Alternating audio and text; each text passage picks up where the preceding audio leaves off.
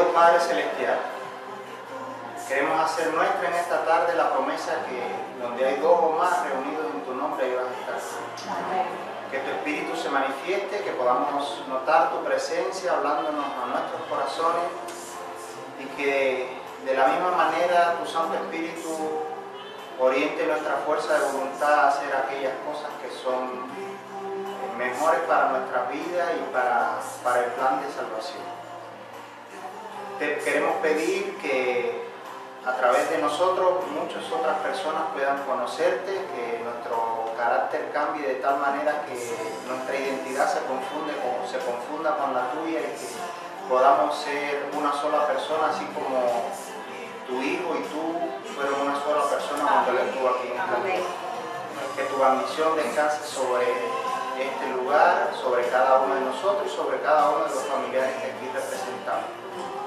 Especialmente te ponemos en tus manos a Nelly para que tú la unjas con tu Santo Espíritu y que a través de ella podamos recordar y aprender aquellas cosas que tú quieres que tus hijos sepan, y no solo que sepan, sino que practiquen. Te lo pedimos todo con el perdón de nuestros pecados en el nombre de Jesús. Amén.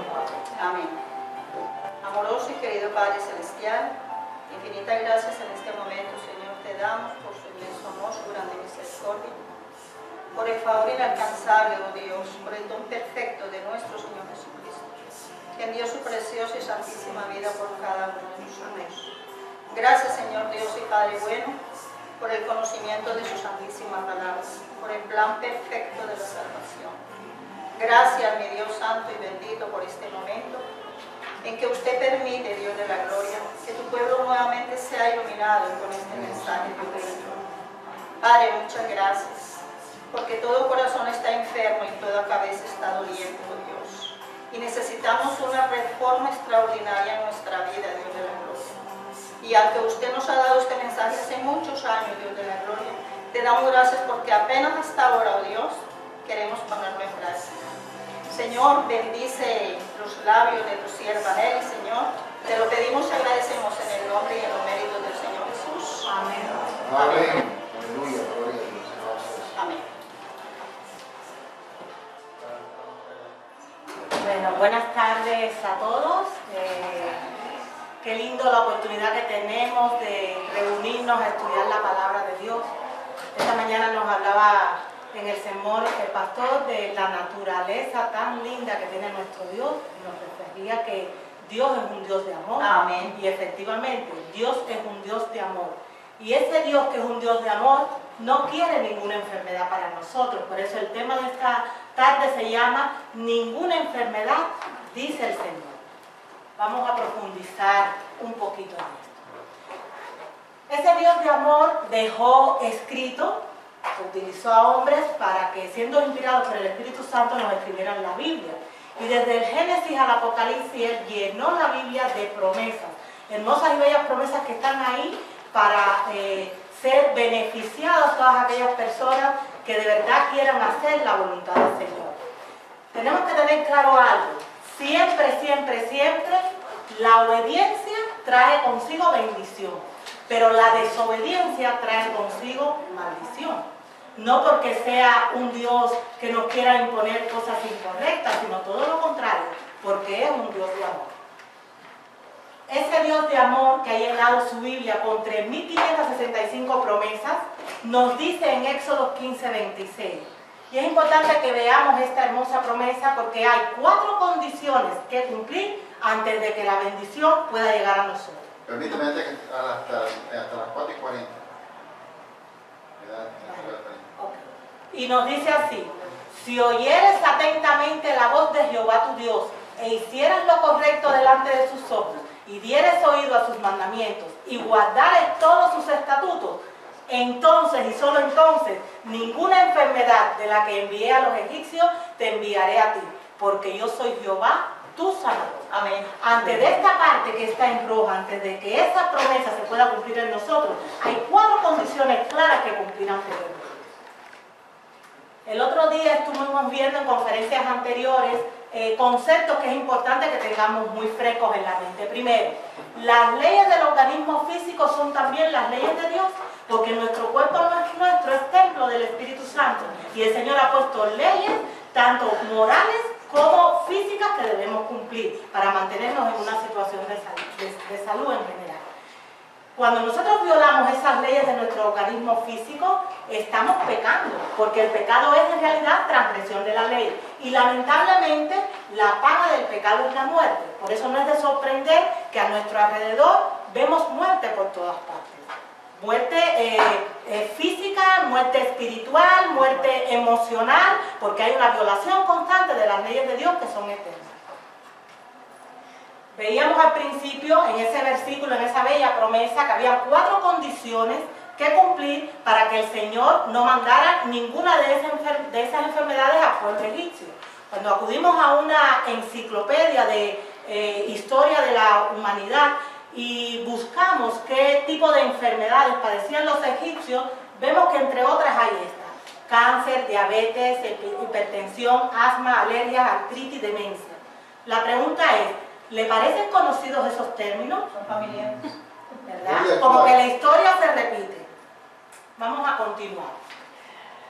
Fíjense, empezamos con un versículo clave para este estudio. Y es ese versículo en el que el Señor nos asegura una promesa si cumplimos esas cuatro condiciones. Hay 2 conceptos que debemos tener claros. Uno es fe y el otro es presunción. Y uno está muy cerca del otro. Cuando yo enfermo, porque yo no he cumplido esas condiciones que el Señor nos ha dicho en su palabra, y aún así yo digo, yo tengo fe y voy a orar para que el Señor me sane, debemos ser conscientes que en realidad eso no es fe, eso es presunción. Y vamos a tener claro qué nos dice el Espíritu de Profecía en Obreros Evangélicos sobre este tema. Nos dice, la fe no es un sentimiento, como dice Hebreos 11:1, es pues la sustancia de las cosas que se esperan, la demostración de las cosas que no se ven. La verdadera fe no va en ningún sentido aliada a la presunción. Únicamente aquel que tiene verdadera fe está seguro contra la presunción, porque la presunción es la falsificación de la fe por Satanás. Fíjense qué importante esto. La fe se aferra a las promesas de Dios y produce fruto en obediencia. La presunción se atiene también a las promesas, pero las emplea como las empleó Satanás para disculpar la transgresión. La fe habría inducido a nuestros primeros padres a confiar en el amor de Dios y obedecer sus mandamientos. La presunción los indujo a violar su ley, creyendo que su gran amor los salvaría de las consecuencias de su pecado. Eso es importantísimo que lo tengamos en cuenta, porque sobre todo en el tema de los enfermos, y cuando oramos por los enfermos y con los enfermos, es más presunción lo que ponemos en práctica que en realidad fe. Y ahora vamos a ver por qué. Fíjate, nos dicen aquí arriba, es que no logro ver muy arriba. Quitará toda enfermedad, así nos dice el Señor en Deuteronomio. Y por haber oído estos decretos y haberlos guardado y puesto por obra, Jehová tu Dios guardará contigo el pacto y la misericordia que juró a tus padres, y quitará Jehová de ti toda enfermedad, y todas las malas plagas de Egipto que tú conoces no la pondrás sobre ti. Si recurrimos a la misma fuente, a una enciclopedia de la historia de la humanidad, para ver qué tipo de plagas azotaban al pueblo egipcio de la antigüedad, vemos que eran gripes, leucemia, que es cáncer de sangre, neumonías, lepras, virus oncógenos de todo tipo y hepatitis. O sea que los mismos términos que estamos viendo ahora en la actualidad. El resultado de la fe y la obediencia. Esto es bien lindo. Cuando el Señor decidió con poder y gloria sacar al pueblo egipcio, sacar del pueblo egipcio a su pueblo para liberarlo, dice en Salmo 105 que no hubo en sus tribus enfermo alguno. Ahora fíjense la situación. El pueblo hebreo estaba viviendo unas condiciones tremendas porque ellos eran esclavos. Habían personas de todas edades, y nos dice el relato bíblico que cuando Él los sacó no hubo enfermos, o sea, tenían una situación súper precaria, y aún así el Señor los sanó a todos. ¿Por qué? Porque evidentemente Jehová es nuestro Salvador. Amén. Fíjense, niños, jóvenes, personas maduras y ancianos, todos salieron de Egipto por su propio pie. Solo hubo alguien que salió en camilla. ¿Saben ustedes quién fue? Yo le digo, yo estuve investigando igual y yo sé que... Sí, es curioso. ¿Quién fue? Sí, solo el único, y realmente solamente el único que salió en camino. ¿Quién fue? ¿Quién fue? Recuerden lo que le dijo José, cuando ustedes salgan de aquí, no dejen mi cuerpo aquí. Ajá. Y recuerden que los egipcios acostumbraban a embalsamar los cuerpos. Ese es lo que salió en camilla. Fue José. Fue José y los últimos versículos del libro de Génesis lo dejan bien claro, que es lo que el hermano está diciendo, pero en realidad sanó a todo el mundo salió sanito de él. Aún 40 años después también nos cuenta en Deuteronomio que su vestido no se envejeció ni el pie se le hinchó en esos 40 años. Fíjense hasta qué punto Jehová tiene poder para sanar a su pueblo. Hay un libro que a mí me encanta porque he aprendido mucho de él, que es Proverbios. No en balde fue escrito por el hombre más sabio que ha habido sobre la faz de la tierra, que fue el rey Salomón. En Proverbios él nos dice lo siguiente: como el gorrión en su vagar y como la golondrina en su vuelo, así la maldición nunca vendrá sin causa. O sea, siempre que hay una maldición es porque ha habido una causa previamente que la ha claro, hay excepciones, como es el caso de Job, que sobre él vinieron muchísimas maldiciones, pero fue porque había un conflicto cósmico sobre él, pero eso es una excepción, ¿vale? Si esto lo aplicamos al tema que estamos viendo hoy, que se llama ninguna enfermedad, dice el Señor, y vamos a definir qué cosa es la enfermedad, vemos hasta qué punto lo que el sabio Salomón dijo es una realidad. El Ministerio de Curación, ese estupendo libro inspirado de Ellen G. de White, que por cierto, cabe señalar, aunque lo hemos dicho en otras veces, no es Elena G. de White la que nos dice esto, es el Espíritu Santo quien habla a través de ella. Se nos define qué cosa es la enfermedad y nos dice: la enfermedad es un esfuerzo de la naturaleza para librar al organismo de las condiciones resultantes de la violación de las leyes de la salud. En caso de enfermedad hay que indagar la causa, deben modificarse las condiciones antihigiénicas y corregirse los hábitos erróneos. Después hay que ayudar a la naturaleza en sus esfuerzos por eliminar las impurezas y restablecer las condiciones normales del organismo. La enfermedad es un resultado del pecado, tal y como nos dicen en Juan 5:14. Dios no creó nada malo. Siempre que hay algo malo no viene de Dios, viene de Satanás. Y Satanás se ha aprovechado o ha cogido poder porque ha habido una situación de pecado que ha llevado a la humanidad a la situación de fragilidad en la que se encuentra. En el pasaje bíblico que cuenta lo del enfermo de 38 años, o sea, llevaba 38 años de enfermo, el Señor deja claro que efectivamente la enfermedad es un producto del pecado cuando nos dice lo siguiente: después Jesús lo halló en el templo y le dijo: mira que has sido sanado, no peques más para que no te venga algo peor. Muchas gracias. Fíjense que están diciendo, es un pecado estar enfermo. Hay personas que se han levantado contra esta cita porque piensan que no tiene fundamento bíblico y se basan para ello en el pasaje del ciego, que el Señor dice claramente que ese señor no estaba ciego ni por su pecado ni por el pecado de sus padres, sino para que la gloria de Dios se manifestara sobre él. ¿Se acuerdan de ese pasaje bíblico? Pero fíjense la terminología que se usa aquí. Es un pecado estar enfermo. Hay una diferencia entre estar enfermo y ser un enfermo. El ciego era un enfermo. Hiciera lo que hiciera, él nació en esa situación. Por eso la gloria del Señor se quería manifestar como él. Pero esta cita se refiere a las personas que están de constante violando las leyes de la salud y por ende enfermos. Por eso les decía al principio que hay excepciones. Por ejemplo, hay niños que nacen enfermos, que son pobrecitos, víctimas de situaciones, de malas decisiones de sus padres. ¿Cuántos niños no hay que nacen con SIDA, por ejemplo? ¿No? O un mismo ciego de nacimiento. Pues esa persona en realidad es un enfermo, no es que él está enfermo porque se haya buscado la enfermedad. Si a nosotros nos dijera, ¿dónde dice en la Biblia que es un pecado estar enfermo? Es fácil, apréndanse el versículo. Isaías 24, 4 y 5 nos dice lo siguiente: enfermaron los altos pueblos de la tierra porque, y hay tres por qué, traspasaron las leyes. ¿Qué cosa es traspasar las leyes? ¿Y qué cosa es la violación de la ley? Es pecar. Aquí lo dice claramente. Traspasaron las leyes, falsearon el derecho y quebrantaron el pacto. Por eso estamos enfermos. No te preocupes, Aida, que se les va a dar todo, ¿vale? Vamos a ver cuáles son los pecados o las violaciones más frecuentes que existen en la actualidad. Por ejemplo, enfermedades cardiovasculares.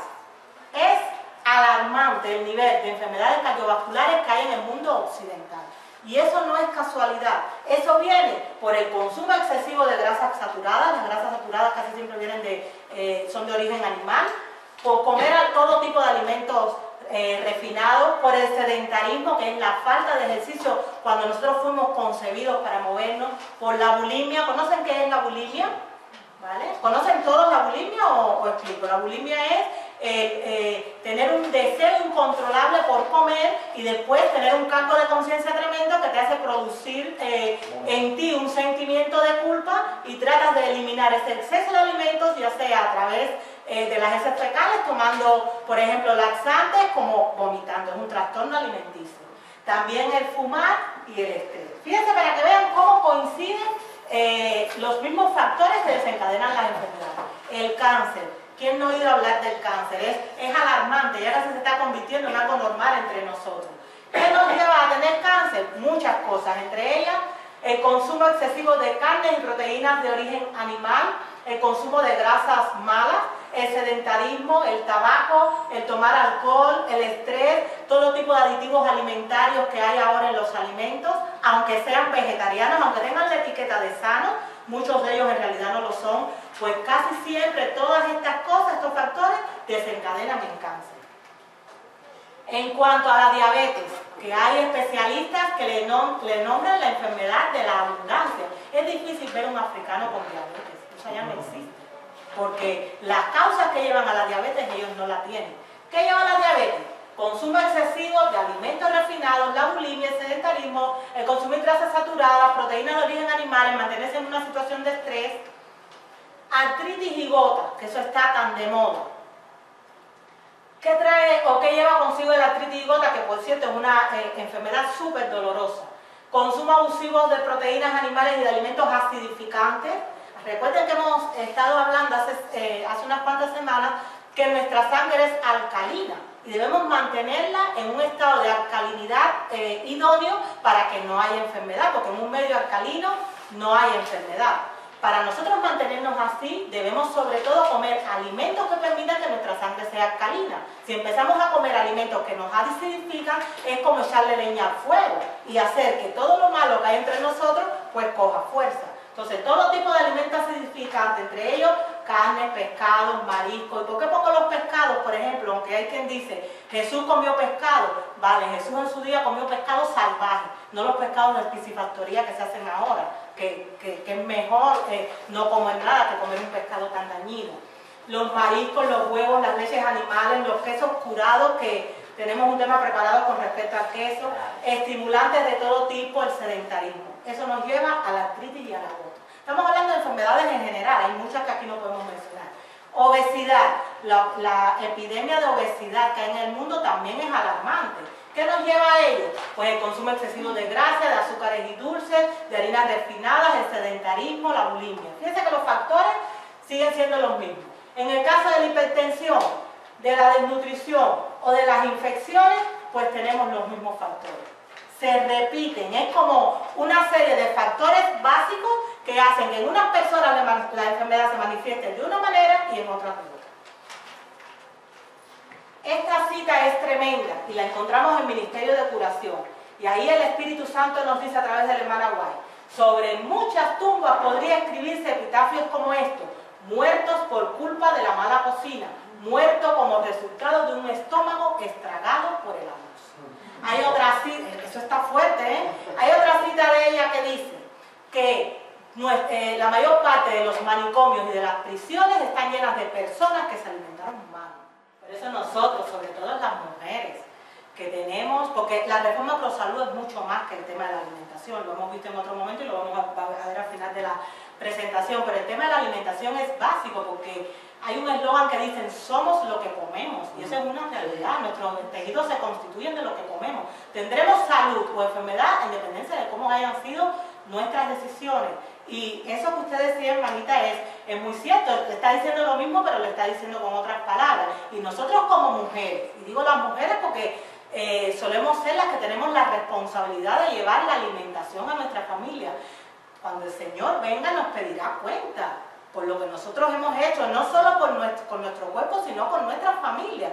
Porque cuando no nos informamos de todas estas cosas, podemos estarle dando a los nuestros cosas que pensamos que son sanas y en realidad no lo son. Por eso decía el Espíritu de Profecía también a través de la hermana White, que el conocimiento de la fisiología y la higiene debería estar en la base de todo el proceso educativo. O sea, no conocer matemática, ni física, ni química, sino conocer cómo somos y qué es lo que nos va a ayudar a estar en una mejor situación de salud.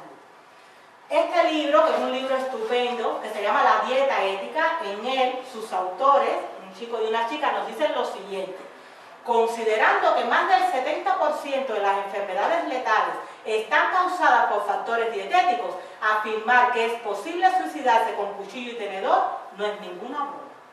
Qué cosas tan tremendas. Qué cosas tan tremendas. Y yendo más allá, muchas veces nos preguntamos, pero ¿por qué todo el mundo está tan nervioso? Hace poco yo escuchaba a un conferencista que él decía que vivimos en un mundo que literalmente es un manicomio, y realmente lo es, porque lo que comemos y nuestros hábitos de salud nos llevan a perjudicar tanto el cerebro, que no solo es la capital del cuerpo, sino el órgano que Dios nos ha dado para comunicarnos con el Espíritu Santo, que andamos como verdaderas personas sin rumbo por la vida. Entonces, cuando yo veo estas citas y miro a mi alrededor, puedo comprender qué es lo que está pasando en el mundo. Aquí también se nos dice en Eventos de los Últimos Días, que por cierto es un libro que todos deberíamos leer porque está escrito para nuestros días, por eso se llama así, Eventos de los Últimos Días. Nos dicen, la glotonería y la intemperancia se hallan en el fundamento de la gran depravación moral de nuestro mundo. Fíjese, de la gran depravación moral, porque hay una relación directa también entre lo que nosotros comemos y la violación o no de las leyes de la salud y cómo actuar. Pero Dios es un Dios de amor. Amén. Y esta mañana lo vimos en ese sermón que el pastor nos predicó. Y ese Dios de amor sigue teniendo el mismo deseo. Él no quiere que haya enfermedad en la humanidad entera y en su pueblo en particular. Y ese Dios a través de su sierva nos dice lo siguiente: el Señor presentó delante de mí un plan general. Se me mostró que Dios daría a sus hijos que observan los mandamientos una reforma del régimen alimenticio y que a medida que ellos la recibieran, sus enfermedades y sufrimientos serían grandemente disminuidos. Se me mostró que esta obra iría en progreso. Amén. Qué linda promesa, ¿verdad? Yo me agarro de ella porque conozco demasiada gente a las que amo, que los veo presos de sus hábitos producto de su mal estilo de vida. Hay una pregunta que estudiando esto cautivó mi intelecto, y la pregunta es la siguiente: ¿por qué Jesús primero sanaba y después predicaba? ¿Por qué no lo hacía al revés? No hay ni un solo caso en el que el Señor primero haya predicado y después sanado. Era al revés, Él sanaba y después predicaba. ¿Por qué? ¿Qué creen ustedes? Porque primero hay que ayudar a esa persona. Por la mente. Y mostrarle el amor de Dios primero. Porque si estamos enfermos, ¿cómo vamos a ayudar? No, porque la mente estaría ofuscada, digo yo. Eso es clave. Fíjense la respuesta que encontré. Si el cuerpo está enfermo, la mente también lo está. Siempre que nosotros nos referimos, siempre que la Biblia se refiera a cerebro o a corazón, a mente, a alma, está hablando de lo mismo, ¿vale? Está hablando de este órgano que es con el que nosotros hablamos con Él a través del Espíritu Santo. Si el cuerpo está enfermo, la mente también lo está. Hemos sido creados en 3 dimensiones: espíritu, alma y cuerpo, tal y como se dice en 1 Tesalonicenses 5:23. Con la mente es que adoramos a Dios. Si la mente está enferma, resulta prácticamente imposible comprender las verdades espirituales que son esenciales para nuestra salvación. Por eso, la mayor parte del tiempo que Jesús estuvo en esta tierra fue más lo que Él curó que lo que predicó. Él sabía que esa sanación del cuerpo era imprescindible para que la mente también sanara y por lo tanto poder comprender las verdades que venían del cielo para nosotros. Y en Consejos sobre la Salud así se nos confirma: las enfermedades del cuerpo afectan la mente. También se nos dice el Ministerio Médico: los que están enfermos del cuerpo casi siempre están enfermos del alma, y cuando el alma está enferma, el cuerpo se enferma también. ¿Por qué? Porque como dice 1 Tesalonicenses 5:23, somos espíritu, cuerpo y mente. Todo lo que pasa en una de esas dimensiones irremediablemente va a afectar a las otras. Hablábamos el otro día también que nosotros lamentablemente tenemos mentes griegas. Fueron los griegos los que influenciaron el pensamiento cristiano, haciéndonos creer que no había ninguna relación entre una cosa y otra, que éramos cuerpo y alma. Y hay renombrados filósofos griegos que llegaron a plantear que el cuerpo, lejos de ser el templo del Espíritu Santo, era una cárcel para el alma. Fíjense que diferente del consejo de lo que nos dice la Biblia. Y ese tipo de pensamiento afectado al pensamiento cristiano. Por eso los cristianos suelen pensar que pueden comerse una hamburguesa, tomarse una Coca-Cola o comer pizza con queso y después estar bien para adorar a Dios. Y eso es un error. Eso es un error, no porque lo diga yo, sino porque tiene un fundamento. Dios, hay veces nos parece fuerte, sobre todo en pasajes del Antiguo Testamento, sigue siendo el mismo Dios de amor de siempre. Y pese a todo lo que hemos hecho, pese a todas nuestras rebeldías, Él nos sigue diciendo, sin embargo, yo les traeré sanidad y medicina, los curaré y les revelaré abundancia de paz y de seguridad. Pese a todo, Él quiere curarnos. Ahora, hermanos, y aquí esto es importante que lo tengamos claro. Él quiere curarnos y quiere traernos sanidad, pero no con cualquier método, sino a través de sus métodos. Tenemos que saber cuáles son sus métodos de sanidad para poderlos aplicar en nuestra vida, porque el enemigo es muy astuto y puede presentarnos métodos que son de aparente sanación y en realidad no se convierten más. O sea, nos convertimos en prisioneros de esos métodos, porque vienen del enemigo de las almas, cuyo único objetivo en esta tierra es destruirnos, y todos sus métodos llevan a que los hombres se hagan esclavos de los hombres. ¿Cuáles son los métodos de sanación que vienen de ese Dios amante? Yo los he dividido en 3 grupos. En el primero agrupado, arrepentimiento, confesión y abandono del pecado. ¿Por qué? Porque hemos llegado a la conclusión de que la enfermedad es producto del pecado, es una consecuencia de haber violado las leyes de la salud. Segundo método, ungimiento. Y vamos a ver hasta qué punto el enemigo ha puesto trampa en esto. Y el tercer método es la medicina natural. No los medicamentos que nos venden, la medicina natural. Vamos a ver un poquito estos métodos. En cuanto al primero, que es el arrepentimiento, confesión y abandono. ¿Qué debemos saber del arrepentimiento? Y es bueno matizar que el corazón humillado y arrepentido jamás Dios lo despreciará. Todas las personas, por más mal que hemos hecho en esta vida, cuando caemos quebrantados ante Él, Él siempre está dispuesto a perdonar. Nos dice en Patriarcas y Profetas, el verdadero arrepentimiento es algo más que sentir pesar por el pecado. Consiste en apartarse resueltamente del mal. Ahora, yo no me puedo arrepentir de esta manera con arrepentimientos humanos. Y es bueno matizar que existen en realidad 2 tipos de arrepentimiento, uno de índole humano y otro de índole celestial. ¿Qué cosa es lo que pasa? Que el arrepentimiento, el amor, el perdón, son todos dones de Dios, y para nosotros poder actuar en consecuencia debemos pedírselos a Dios. Si yo no le pido a Dios que me bendiga con el don del arrepentimiento, yo en realidad cuando me arrepiento lo hago con un arrepentimiento humano, que me lleva a caer una y otra vez en el mismo error sin tener de verdad el verdadero dolor por el pecado, porque el arrepentimiento no es inherente a mí, sino que viene de Él. Por eso nos dice aquí, en el comentario bíblico adventista, que también está en Review on Herald, nos dice: el arrepentimiento es un don de Cristo como lo es el perdón, y no se le puede encontrar en el corazón donde Cristo no ha estado en acción. No podemos arrepentirnos sin el Espíritu de Cristo, que despierta la conciencia, así como no podemos ser perdonados sin Cristo. Arrepentimiento, amor y perdón son dones por los que deberíamos orar diariamente. En cuanto a la confesión, primera de Juan 1:9 nos da una hermosa promesa que se nos dice: si confesamos nuestros pecados, Dios es fiel y justo y nos los perdonará y nos limpiará de toda maldad. Pero lo primero que tenemos que hacer es arrepentirnos y después confesarlo. Si no, no nos limpia, porque no nos puede limpiar de pecados que no hemos confesado de verdad con corazón distinto, ¿verdad? Ahora, en cuanto a la confesión, yo no sé ustedes, pero muchas veces yo he oído, y yo misma lo he hecho porque no sabía, cuando me voy a arrepentir ante Dios, digo: Señor, si te he ofendido por algo, perdóname. Esa no es la verdadera confesión. Fíjese lo que dice aquí. La verdadera confesión es siempre de carácter específico y reconoce pecados particulares. Yo tengo que tener la fuerza de decir: Señor, perdóname, me equivoqué, hice esto mal. No decir, eso es como a veces vamos a pedirle perdón a alguien y decimos: si te perdono, si te he hecho algo mal. No, perdona, yo te he ofendido.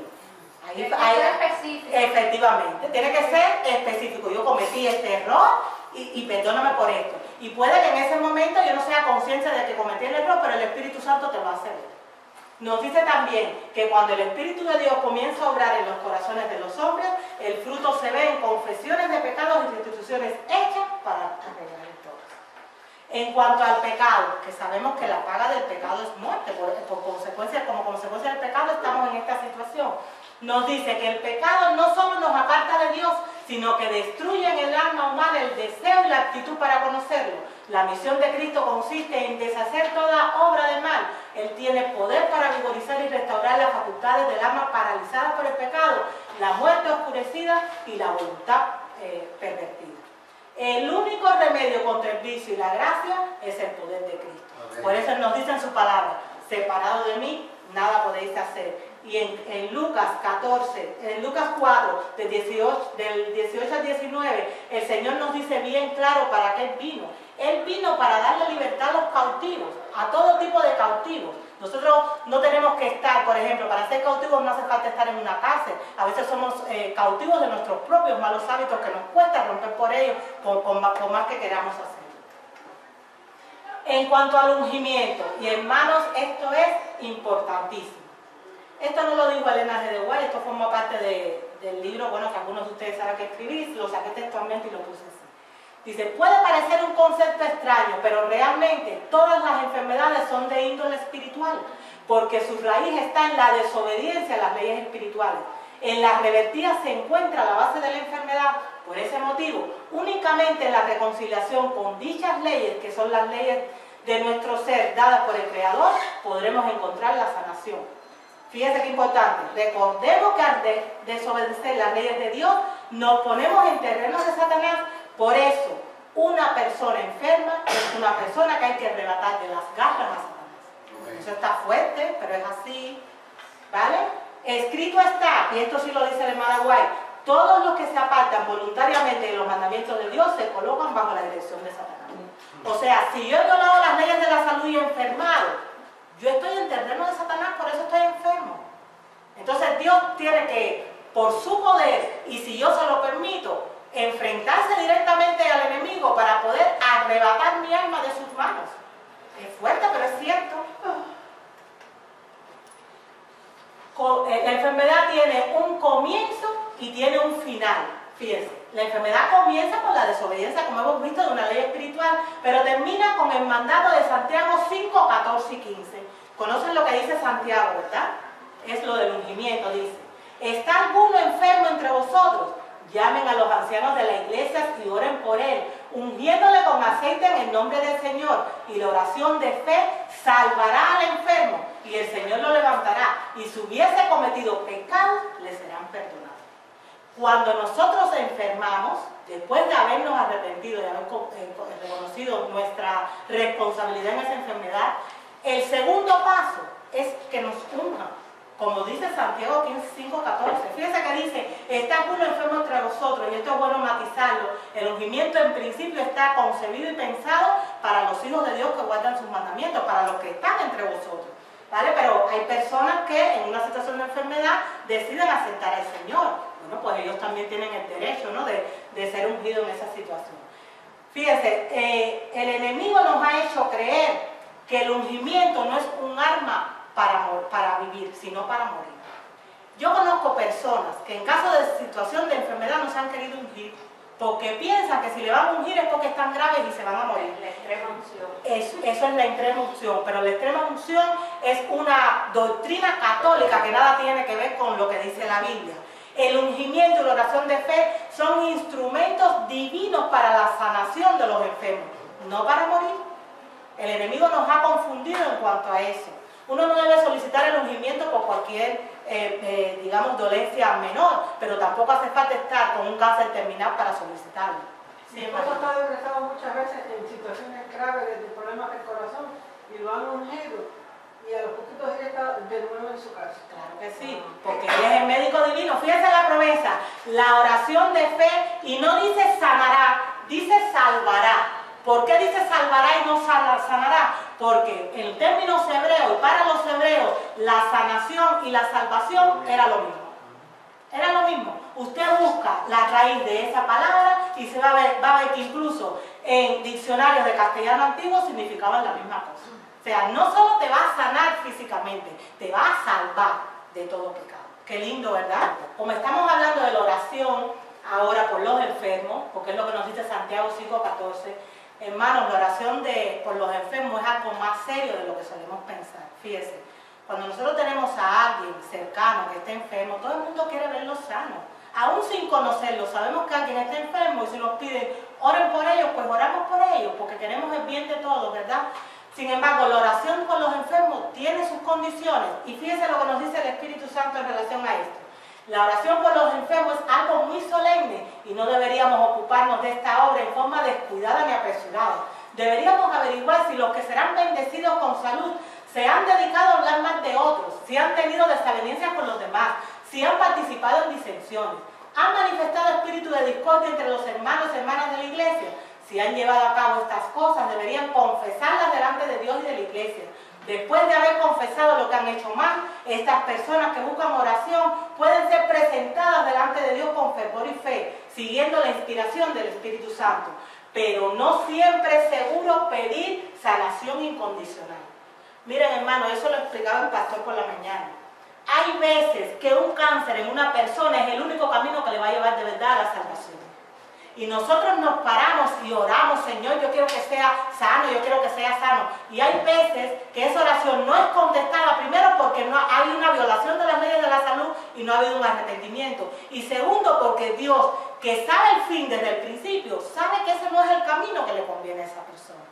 Tenemos que tener un cuidado tremendo con el tema de la oración a los enfermos. Nos dice lo siguiente: las oraciones que se hacen deberían incluir el siguiente pensamiento: Señor, tú conoces todo secreto del alma, tú estás familiarizado con esas personas, porque Jesús, su abogado, concédele su vida, Él las ama más que lo que nosotros podemos. Por lo tanto, si ha de ser para tu gloria y para el bien de estas personas afligidas, concederles la salud, te rogamos en el nombre de Jesús que le proporcione salud en esta ocasión.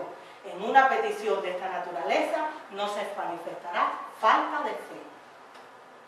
Yo, después de haber leído estas citas, cada vez que a mí me dicen orar por un enfermo, créanme que la carne se me pone de gallina, porque todo esto acuda a mi mente. Y yo digo, ¿cómo debo orar? Yo no lo sé. Gracias a que el Espíritu Santo intercede y transforma esas oraciones y las lleva correctamente ante el trono de la gracia.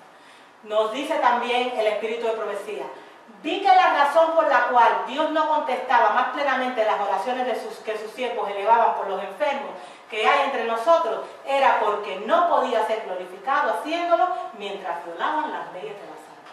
Eso es lo que vimos al principio, que es presunción. Eso no es fe y el Señor no se manifestará. Fíjese que mientras más oramos y más enfermos aparecen en las congregaciones.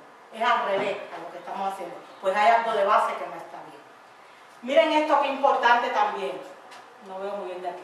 Fíjense, muchos han pretendido que Dios les libraría de las enfermedades solo porque así se lo habían pedido, pero Dios no ha contestado porque sus oraciones porque su fe no se ha perfeccionado mediante sus obras.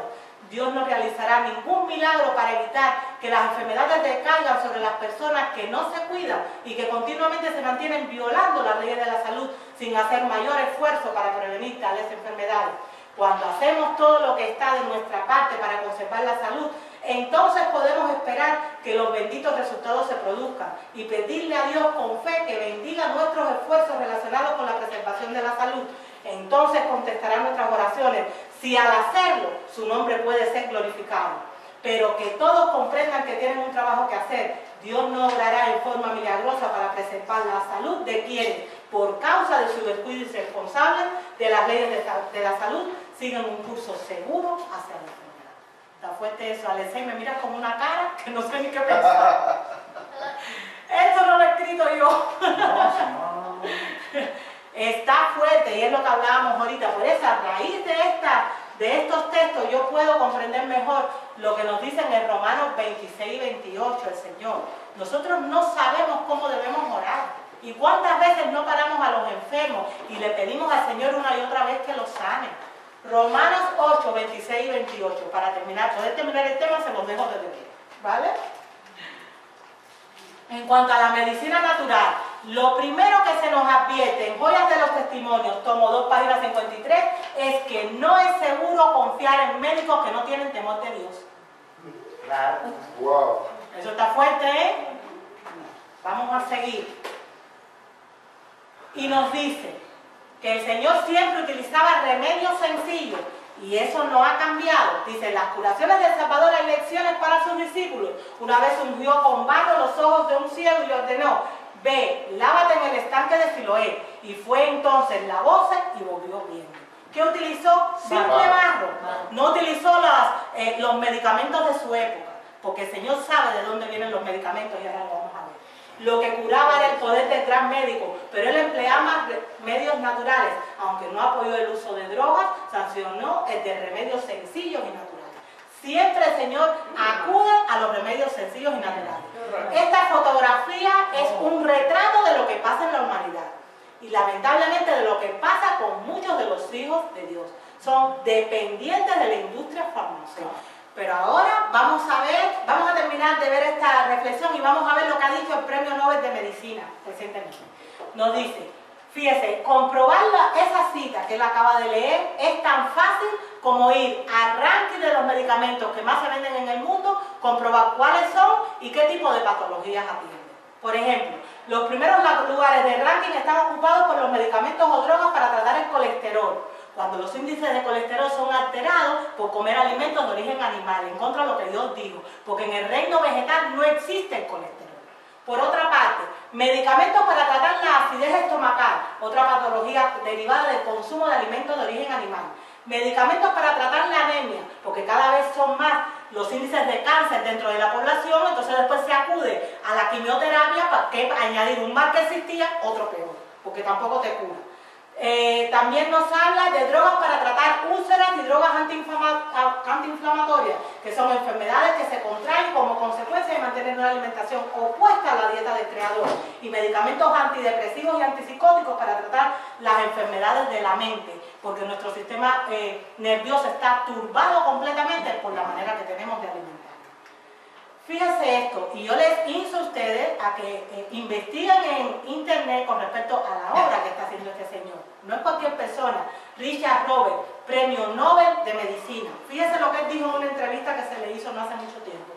La industria de la salud se rige por valores y principios del capitalismo. Las inversiones son desviadas hacia el descubrimiento de medicinas que no curan del todo, sino que cronifican